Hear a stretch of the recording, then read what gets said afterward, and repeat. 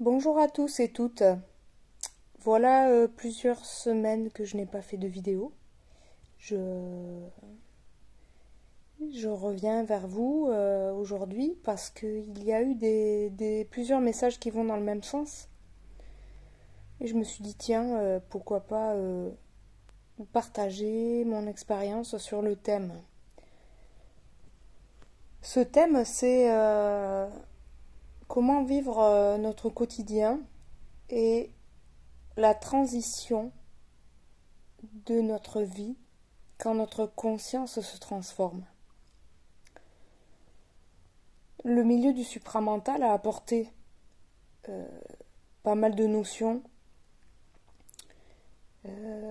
et a aidé nombreux d'entre nous, et nombreuses d'entre nous, à progresser, à évoluer. Euh, et c'est super. Mais il y en a beaucoup qui se retrouvent dans un état souffrant et qui n'arrivent pas à faire le lien, le pont entre ces notions du supramental, ces aspects de la conscience qui s'intègrent au fur et à mesure, et la vie du quotidien, la vie matérielle, la vie relationnelle, la vie d'un être incarné en fait. Ce que je voulais vous dire depuis mon vécu et mon expérience, c'est que euh, si c'est trop d'infos au niveau du supramental, il faut poser. Ça, c'est la première chose, parce que sinon, on a une tendance à focaliser sur cette dimension et ça nous fait perdre la dimension pragmatique des choses du quotidien, de la vie, la vie. La vie avec tout ce que nous avons encore à vivre dans ce système, dans ce plan. Et, et avec les lois qui sont en place et les nécessités que nous connaissons. Et même si c'est difficile, même si c'est vrai, ça demande euh, pas mal d'intériorisation, d'écoute, de subtilité pour trouver une voie de passage et corréler la dimension vibratoire de la conscience et la vie quotidienne. Donc déjà, la première chose, c'est si le supramental, bon, je mets ce terme pour vous permettre de comprendre de quoi je parle, euh, mais c'est qu'une étape. C'est qu'une étape et en plus, euh, baigner trop là-dedans, à mon avis, n'est pas bénéfique. Donc oui, le supramental, c'est une chose. C'est chouette, ça ouvre des portes, des perspectives, ça remet aussi une dynamique de vie quand on est fatigué d'être dans ce monde. Euh, mais ça suffit pas, ça.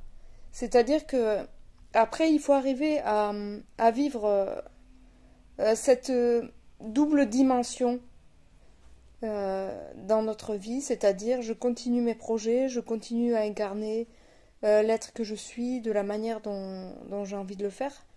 Et c'est là où souvent c'est difficile. Euh, tous ceux qui m'écrivent ont du mal à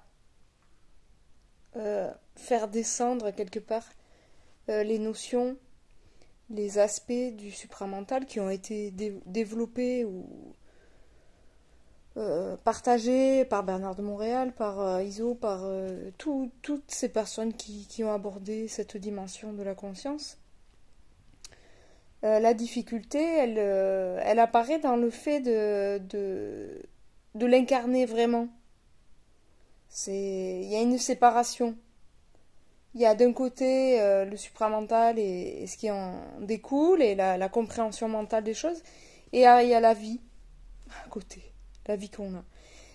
Et l'idée, c'est vraiment trouver une jonction, une fusion entre la notion de la conscience vibratoire et la vie quotidienne. Et c'est possible, c'est juste qu'il faut se laisser le temps de la transformation. Tout cela, je suis en train de l'écrire dans un livre. Vraiment, je partage toutes les étapes que j'ai vécues. Et il y a des étapes où on sent vraiment un effondrement à l'intérieur de soi, où plus rien n'a de sens, ni dans le travail. Pourtant, c'est un travail que j'ai choisi. Et j'ai vécu aussi ça. Euh, et ce que je voulais vous partager, c'est de vous laisser le temps de vivre cette transition qui a plusieurs aspects, plusieurs nuances, plusieurs critères.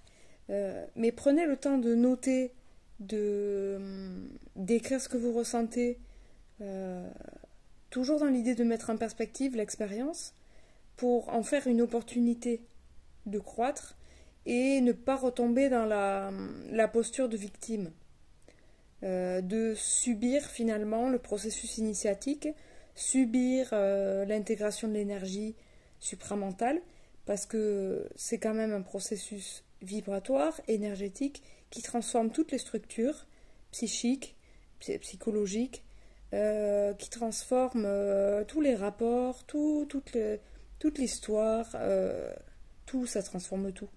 Donc il faut se laisser le temps de mesurer ce qui est en train de se transformer, où est-ce que ça se joue, qu'est-ce que ça vient résonner en vous au niveau aussi émotionnel, parce il y a des passages qui sont difficiles, c'est difficile à vivre. Bon là, je parle depuis, encore une fois, mon vécu. Peut-être qu'il y en a qui vont le vivre en douceur et je leur souhaite. Hein. Mais ce passage-là, c'est quand même un effondrement du moi psychologique, de ce qu'on croyait être, de tout ce qu'on croyait savoir, de tout ce qu'on avait cru atteindre en termes d'épanouissement, de développement personnel, de compréhension de la vie. C'est tout ça qui s'effondre à un moment donné et il faut tout revisiter. Donc c'est normal que ce soit difficile, que ce soit dans un timing aussi très personnel et il faut le respecter ce temps. Donc ce qui pour moi était important au moment où j'ai vécu tout cela, c'était de consolider le socle de ma vie, c'est-à-dire pas perdre pied que nous vivons dans un monde matériel où il y a des réalités, euh, on a besoin, on a des besoins fondamentaux à combler, et c'est pas parce que vous vivez au contact de l'énergie supramentale qu'il faut perdre de vue cela. Il faut rester pragmatique, et c'est, je pense aussi, en restant pragmatique, concret, terrien, j'utilise plusieurs mots, hein, que nous rendrons ce processus naturel, non ésotérique, qu'on arrêtera de considérer cela comme original ou bizarre ou étonnant. Non, c'est naturel. Puisque ça s'inscrit aussi dans la période qui est une fin de cycle. Et c'est un vrai enjeu qui nous est demandé de vivre en même temps notre initiation, comprendre ce qui se passe, nous révéler à nous-mêmes dans notre dynamique intrinsèque. C'est faire rejoindre aussi le ciel et la terre, on peut le dire comme ça. Donc c'est vraiment un enjeu. Et plus on va l'aborder de manière pragmatique, de manière simplifiée, et plus ça va être aidant aussi pour ceux qui entrevoient le début de cette transition de conscience. Parce que pour moi, elle est inévitable et c'est ce qui sera à l'origine d'une renaissance au niveau de l'humain ou d'une... Ouais. Oui, on peut dire ça, une renaissance. Un renouvellement, ou en tout cas, on va réaliser ce que nous sommes en essence, puisque tout est déjà là, tout est déjà là. Donc c'est pas dans le sens de projeter des choses, d'imaginer des choses, imaginer un futur qui sera merveilleux. C'est vraiment vivre au présent, ce processus. Et c'est quotidiennement arriver à trouver en soi des voies de stabilisation, de stabilité, pour réussir à absorber la dimension vibratoire du processus. C'est ressentir ce qui est bon pour nous, ce qui est juste, ce qui nous donne de l'assise, ce qui structure aussi notre vie,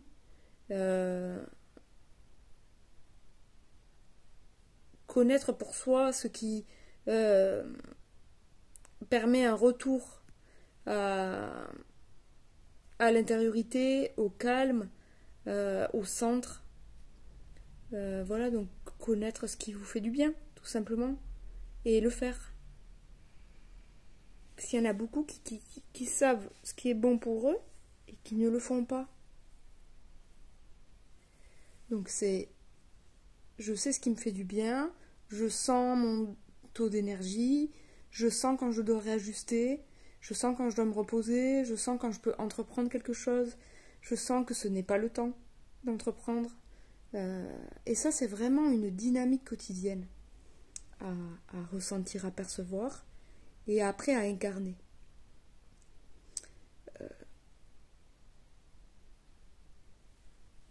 Et ce que je voulais vous dire aussi, c'était que, en fait, ça se renouvelle tout le temps. La réalité de ce que nous sommes, c'est du mouvement. Et donc, il n'y a rien de fixe. Mais dans cette dimension, nous, en tant qu'être psychologique, de base, et incarné dans un corps, dans une forme, on a besoin de trouver des points de stabilité en nous. Et quand on est dans la conscience psychologique ordinaire, on a des points de stabilité, des points d'appui qui sont psychologiques. Quand nous rentrons dans la dimension vibratoire, ces points d'appui changent. Et ils deviennent plus immatériels. Et en même temps, vous pouvez vous aider de votre espace corporel pour rendre un peu plus concret ces appuis immatériels. Pour trouver de la densité, trouver le calme, trouver ce qui stabilise en fait le mouvement de l'énergie. Et finalement, le corps est super utile pour ça. Puisque je pense que quand même, il est tellement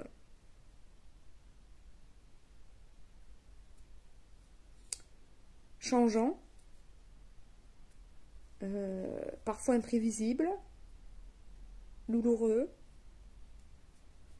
que c'est tout un art d'utiliser le corps comme un instrument de l'esprit. Et il n'y a rien de plus concret que le corps. Du coup, ça me ramène à la dimension très pragmatique du processus. Parce que plus nous allons être nombreux à le vivre, plus il va falloir identifier les étapes, les notions universelles, et ça sera vécu à un niveau très singulier, très intime, selon les personnes, selon là où vous vivez, selon le contexte, selon votre histoire, selon votre programmation. Il y a des variabilités qui sont infinies. Et plus on arrivera à en parler, à éclaircir des aspects qui reviennent tout le temps, en fait, et plus ça sera facile. Moins il y aura de souffrance qui sera vécue au sein de ce processus. Bien sûr, la souffrance se transforme déjà, parce que la souffrance psychologique et la souffrance vibratoire n'ont pas ni la même fonction ni la même saveur, si je puis dire. Et après, il y a quand même quelque chose qui se pose et qui est plus souffrant du tout, ou beaucoup moins. Donc ça, c'est assez réjouissant. Et encore une fois, la manière dont moi je l'ai vécu, c'est grâce à ce socle du corps, du rapport au corps. Pas dans une admiration ou une fascination ou je sais pas quoi, mais vraiment l'idée que c'est un outil. Un outil où j'incarne l'énergie de l'intelligence qui vient vers moi et qui me fait conscientiser cette énergie, cette dimension, petit à petit, au compte-gouttes, dans différents aspects, et là, et ci, et ça. Et c'est vaste, c'est très vaste. Donc, c'est l'aventure, quoi, c'est l'aventure humaine aussi. Et le collectif rajoute un petit peu une contrainte supplémentaire, puisque ça nous demande de rester centré, de rester calme, de rester juste aussi avec ce que l'on sent, de respecter aussi le choix des autres, quel qu'il soit, dans tous les sens du truc. Et donc ça rajoute encore du travail, dans le sens de centrage, de stabilité. Mais on revient toujours à ces notions. Centrage, stabilité, proximité, et ça s'établit avec le corps. Donc, je vous dis à tous, cœur vaillant. Laissez-vous le temps de votre processus. Avancez de manière pragmatique. Identifiez les aspects encore difficiles. Il y a toujours des solutions pour renouveler les rapports, transformer les choses, parce que c'est notre dynamique naturelle. C'est naturel. On est toujours neuf. Et incarner cette dimension, cette réalité, c'est tellement éloigné de ce qu'on a appris que ça prend un certain temps. Redire les choses, revisiter les choses, cesser de fixer les choses. On a toujours ces mécanismes anciens qui ont tendance à revenir, et c'est normal. Et donc c'est pour ça que ça prend du temps. Bien sûr, il y a quelque chose qui s'accélère dans la dynamique, et c'est ce qui rend aussi la compression psychologique forte chez certains. Parce qu'on est poussé à bouger nos lignes, à réajuster nos boussoles. Mais c'est complètement faisable, et je vais essayer au mieux de répondre aux questions, de donner des astuces qui pour moi ont fonctionné, quoi, tout simplement. Allez, je vous dis à une prochaine fois.